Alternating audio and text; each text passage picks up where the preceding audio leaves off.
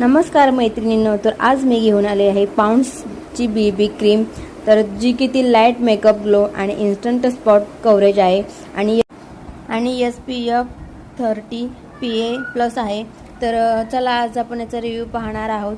तर तुम्ही नक्की यूज करता का हे मला कमेंट्स करून सांगा. आणि मी फर्स्ट टाईम आणलेली आहे.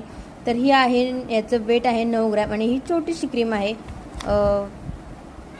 जी की मी 105 रुपयाला आय थिंक आणलेली आहे. तर आपण हातावरती थोडीशी घेऊन बघूयात आणि बघूयात ही कशी आहे. तर मी हातावरती क्रीम घेतलेली आहे आणि आता आपण चोळून पाहणार आहोत की कशी आहे.